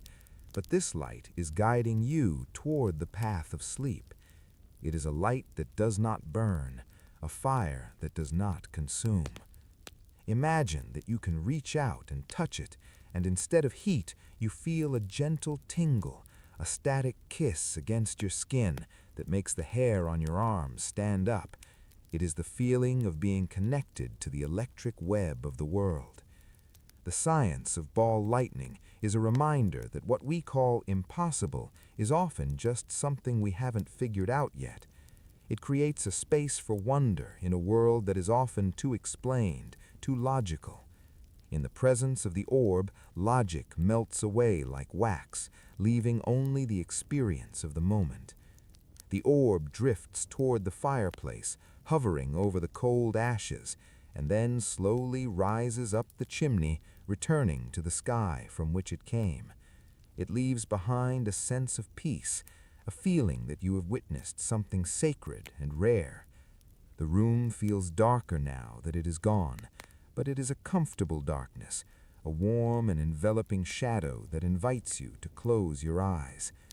The storm outside has completely vanished. The clouds have parted to reveal the moon, and the air is still. The ghost has left the machine, leaving the machine at rest. Your body is the machine now, a biological marvel of electricity and chemistry that is winding down. The electrical impulses that fire through your nerves during the day are quieting down, becoming smooth and rhythmic, mimicking the slow pulse of the ball lightning. You are glowing with an inner light, a warmth of life that keeps you safe through the night. The mystery of the floating orb is a lullaby that tells you to float as well. Let your mind detach from the heavy anchor of the body and float up, drifting through the ceiling, drifting through the roof, rising into the cool night air. You are weightless, you are free. You are a sphere of consciousness moving through the universe. The unexplained is not something to fear. It is a soft pillow to rest your head upon. The uncertainty of the world is a blanket that covers you. We do not need to know why the ball lightning glows to enjoy its beauty, and you do not need to know what tomorrow brings to enjoy the sleep of tonight. The past encounters with this phenomenon, from the humble cottages of Europe to the palaces of the Tsars, connect you to a lineage of wonder. People have always looked at the light and felt a sense of awe, and that awe is the gateway to dreams. The tension of the storm was released in that ball of light, and now the tension in your body is released into the mattress. You are uncharged, grounded, neutral. The static has cleared. The silence of the room is deeper now than it was before, a silence that rings with the memory of the light.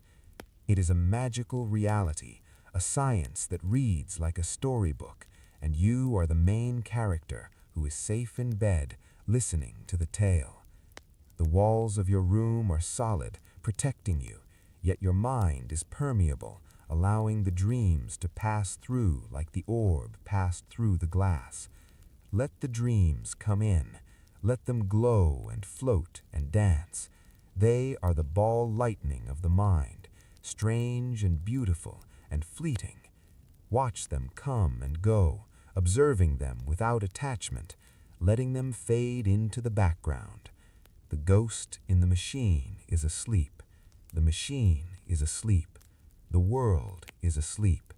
You are drifting in the afterglow, a soft and fading orange light that warms you from the inside out.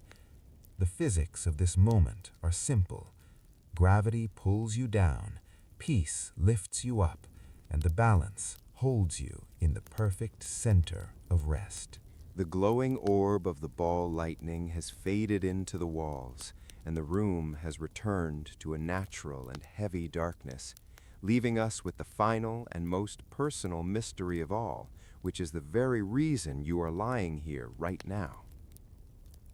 We have explored the cosmos and the oceans and the forests, but now we turn to the interior landscape of your own biology to ask the question that has baffled scientists for as long as humanity has existed, which is simply, why do we sleep and why do we dream?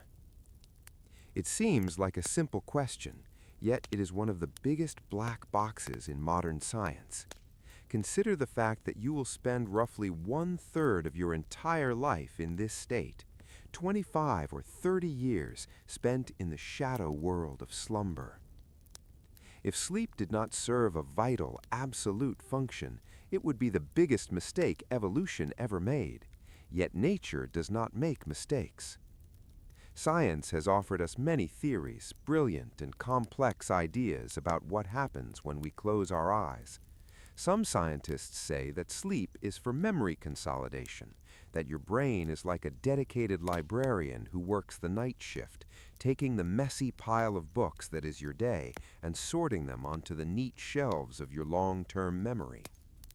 Imagine your brain right now gently taking the conversations, the faces, and the lessons of the last 12 hours and filing them away in the quiet corridors of your mind, organizing your life while you do absolutely nothing. It is a comforting thought that you are becoming wiser and more organized just by resting.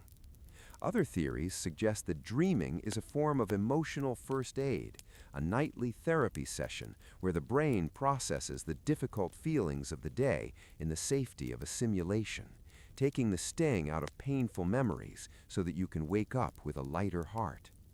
We know that during REM sleep, the phase where dreams are most vivid, the stress chemicals in the brain are completely shut off, allowing you to process your emotions in a chemical environment that is calm and safe.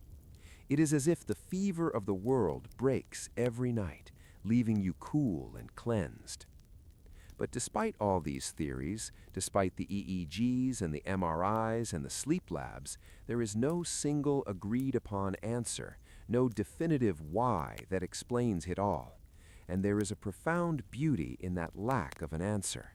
It means that sleep is not a job you have to perform. It is not a puzzle you have to solve.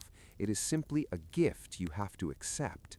It is a biological mandate, a command from the deepest part of your DNA that says you must stop, you must lay down your burdens, and you must surrender to the unknown. The fact that science cannot fully explain it validates it as a mystery that is bigger than our logic. It suggests that there is a sacredness to rest, a holy necessity to disconnecting from the waking world. You do not need to justify your sleep. You do not need to earn it. It is your birthright as a living being. The animals sleep. The birds sleep. Even the insects have periods of stillness. You are joining a universal rhythm that pulses through every living thing. As you lie there, feeling the heaviness of your limbs, imagine that you are stepping into a boat that is pushing off from the shore of reality. The shore is the world of facts and figures and deadlines, a world that is hard and bright and loud. The boat is drifting into the mist, moving toward the island of dreams where the rules of physics do not apply. In the dream world, gravity can be defied, time can stretch and compress, and the impossible becomes the ordinary. This is the playground of your consciousness, the place where your mind goes to play when the work is done. Allow yourself to feel the transition happening right now. The logic of the day is beginning to fray at the edges. The thoughts are becoming less linear, more abstract, turning into images and colors rather than words. This is the hypnagogic state, the bridge between the worlds, and it is the most relaxing feeling a human being can experience. It is the feeling of letting go of the steering wheel. You are no longer driving the car. You are in the passenger seat, watching the scenery go by. The purpose of the dream may simply be to remind us that we are not in control of everything, and that is a relief. It is a relief to know that the universe can handle things without your supervision for 8 hours. Your heart continues to beat with a steady rhythm, thump, thump, thump, thump, a drum that keeps time while you travel. Your breath continues to flow, a tide that rises and falls without any effort from you. The body is a faithful guardian, keeping the engine running softly while the captain sleeps. Think of the ancient Greeks who believed that sleep was a god, Hypnos, who would touch the foreheads of the weary with a branch dipped in the river Lethe, the river of forgetfulness. Forgetfulness is a kindness tonight. It is a permission to forget the emails, to forget the bills, to forget the arguments, to forget the noise. Let the waters of that river wash over you, smoothing out the wrinkles of your worry. Science tells us that during sleep, the brain cells actually shrink slightly to allow fluid to wash between them, literally scrubbing the brain clean of toxins. Visualize this cleansing wave, cool and clear, rinsing through the tissues of your mind, leaving everything sparkling and fresh for the morning. You are being renewed, rebuilt, restored. Every cell in your body is currently in repair mode, fixing the microscopic tears, replenishing the energy stores, knitting you back together. You are a self-healing organism, and sleep is the medicine. The mystery of why we dream is fading into the background now, replaced by the overwhelming physical sensation of comfort. The mattress feels like it is rising up to meet you, cradling your spine, supporting every curve. The duvet is a shield that keeps the world at bay. You are safe in this cocoon. The purpose of this moment is simply to be. There is no other goal. You have nowhere else to be, nothing else to do. The world has given you a hall pass, a permission slip to check out of existence for a little while. Embrace the ambiguity of the dream. Let the strange images come and go like clouds passing the moon. They cannot hurt you. They are just the shadows of thoughts, the ghosts of the day saying goodbye. You are drifting deeper now, past the shallows of light sleep, moving toward the deep, dark trenches of restorative rest. The questions of science are left on the shore. The theories and the hypotheses and the data are all left behind. Here in the deep water, there is only the feeling of heavy eyelids, the feeling of warm hands, the feeling of a slow pulse. You are sinking like a stone dropped into a deep well, falling slowly through the cool air, down toward the water. It is a slow-motion fall, a gentle descent into the velvet dark. The purpose of the dream is to bring you here, to this point of total surrender. You are entering the sanctuary of the night, a place that belongs only to you. No one can enter your dreams with you. It is your private kingdom, your secret garden. The gates are closing behind you, locking out the noise. You are alone in the best possible way, alone with the peace, alone with the silence. The transition is almost complete. The waking world is a distant memory, a story you once heard. The reality is the pillow. The reality is the dark. The reality is the sleep that is claiming you now, softly, gently, irresistibly. Giving into it is the easiest thing in the world. It requires no effort, only the cessation of effort. Stop trying. Stop thinking. Stop waiting. Just be. The science is still, the history is quiet, and the mystery is wrapping you in its arms. You are doing exactly what you were designed to do. You are sleeping. You are dreaming. You are free. We have traveled so very far tonight, journeying from the invisible webs of dark matter to the ancient oceans of the primordial earth. We have walked among the whispering stones and flown with the migrating birds. We have swum in the deep blue and listened to the phantom language of the trees. And now we arrive at the final frontier, the ultimate destination of our voyage into the night. We are drifting toward the most mysterious and profound object in the known universe, a place where the laws of nature as we know them simply cease to exist, a place called the Black Hole. Do not think of this as a frightening void or a destructive force, but rather as the ultimate point of rest, a cosmic pillow where the universe itself lays down its head to sleep. We are approaching the event horizon, the invisible boundary line that marks the point of no return. And in the context of sleep, the point of no return is a beautiful thing.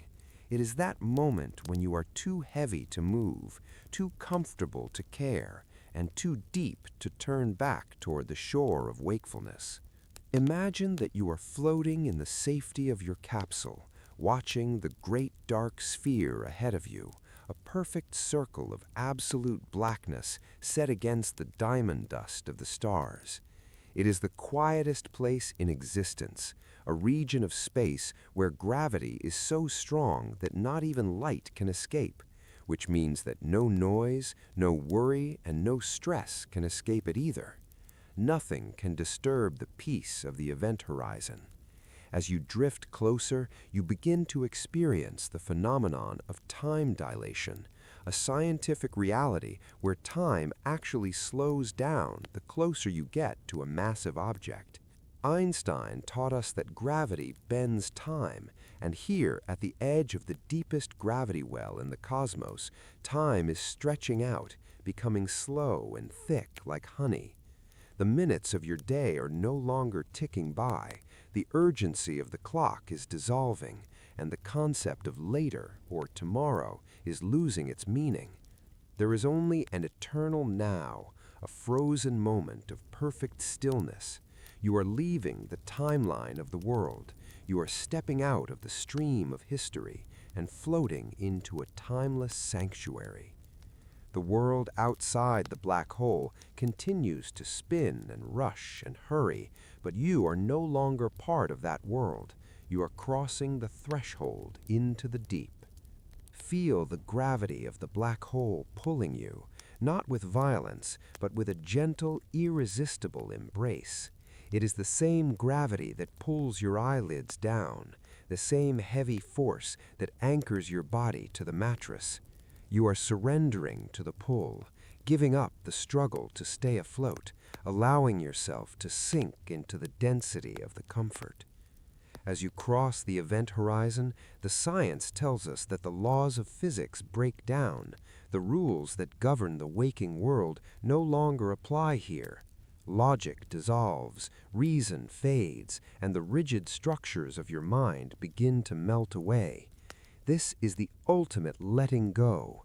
Just as a star collapses into a black hole when it runs out of fuel, you are collapsing into sleep because you have used up the fuel of your day. It is a natural end, a peaceful conclusion to the cycle of energy. You are drifting into the center, toward the singularity. The singularity is the heart of the black hole, a point of infinite density and zero volume, a mathematical miracle where everything becomes one. In the singularity, there is no separation between you and the universe, no separation between the dreamer and the dream. It is a state of absolute unity, absolute silence, and absolute darkness. The light of the stars behind you is fading, stretching into long, thin ribbons of color before disappearing completely. You are wrapped in a blanket of velvet darkness that is thicker and softer than anything you have ever felt. There is no need to see anymore. There is no need to hear. The sensory inputs are shutting down one by one, mimicking the way the lights of a city go out during a power cut. It is a blackout of the most restorative kind.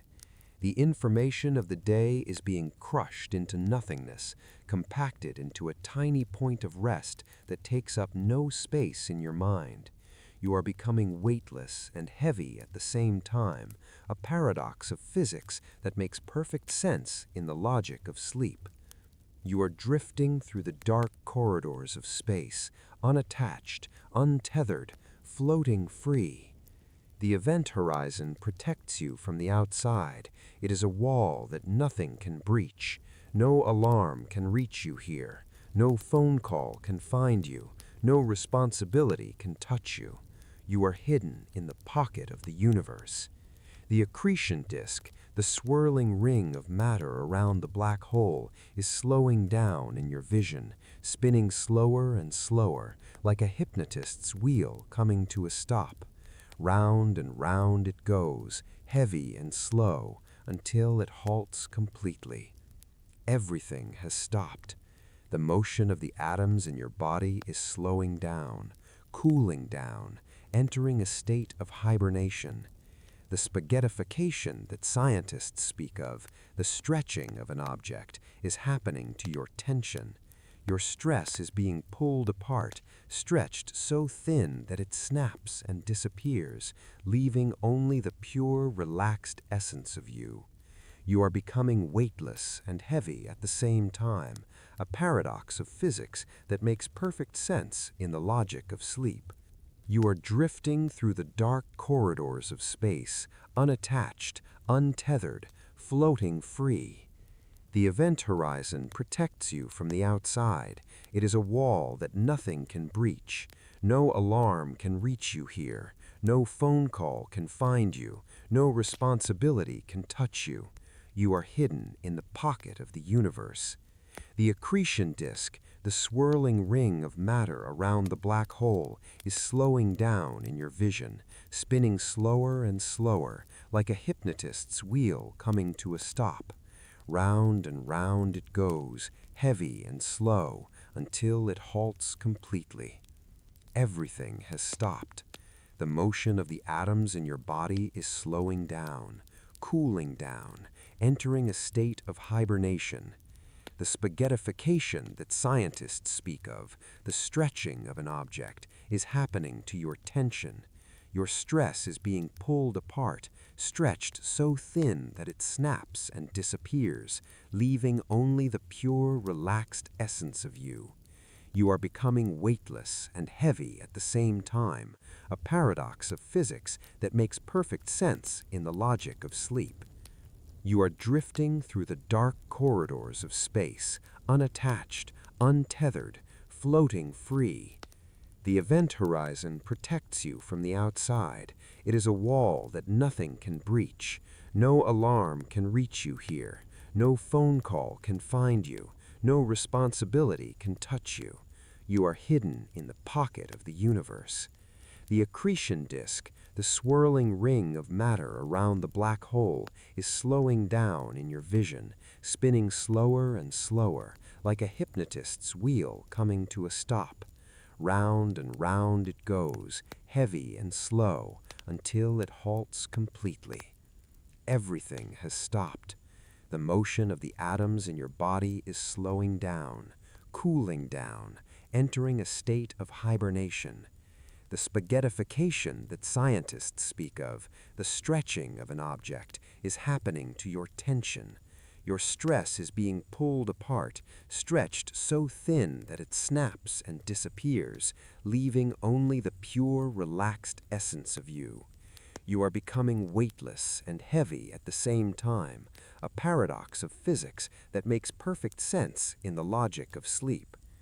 You are drifting through the dark corridors of space, unattached, untethered, floating free. The event horizon protects you from the outside. It is a wall that nothing can breach. No alarm can reach you here. No phone call can find you. No responsibility can touch you. You are hidden in the pocket of the universe. The accretion disk, the swirling ring of matter around the black hole, is slowing down in your vision, spinning slower and slower, like a hypnotist's wheel coming to a stop. Round and round it goes, heavy and slow, until it halts completely. Everything has stopped. The motion of the atoms in your body is slowing down, cooling down, entering a state of hibernation. The spaghettification that scientists speak of, the stretching of an object, is happening to your tension. Your stress is being pulled apart, stretched so thin that it snaps and disappears, leaving only the pure, relaxed essence of you. You are becoming weightless and heavy at the same time, a paradox of physics that makes perfect sense in the logic of sleep. You are drifting through the dark corridors of space, unattached, untethered, floating free. The event horizon protects you from the outside. It is a wall that nothing can breach. No alarm can reach you here. No phone call can find you. No responsibility can touch you. You are hidden in the pocket of the universe. The accretion disk, the swirling ring of matter around the black hole, is slowing down in your vision, spinning slower and slower, like a hypnotist's wheel coming to a stop. Round and round it goes, heavy and slow, until it halts completely. Everything has stopped. The motion of the atoms in your body is slowing down, cooling down, entering a state of hibernation. The spaghettification that scientists speak of, the stretching of an object, is happening to your tension. Your stress is being pulled apart, stretched so thin that it snaps and disappears, leaving only the pure, relaxed essence of you. You are being elongated into a long, smooth wave of energy, flowing seamlessly into the dark. The science is silent now. The equations have been erased. There is nothing left to explain, nothing left to understand. The intellect has done its job, and now it is time for the intellect to sleep. You are drifting deeper into the event horizon, deeper than you have ever gone before. It is a dreamless place, a place of void, a place of rebooting. You are returning to the factory settings of the soul. The darkness is not empty. It is full of potential, full of the energy you will need for tomorrow. But for now, it is just dark, dark and cool and still. You are the astronaut of the inner world, exploring the furthest reaches of relaxation. The tether has been cut. You are floating away, drifting, sinking. The event horizon has closed behind you, sealing you in this chamber of peace. The universe holds its breath. The stars have gone out. The galaxy is a memory. There is only this bed, this breath, this gravity. You are at the center of the singularity. You are the center. You are the silence. You are the sleep. And as the final laws of physics crumble into dust, so does the last shred of your wakefulness. You are gone. You are safe. You are asleep.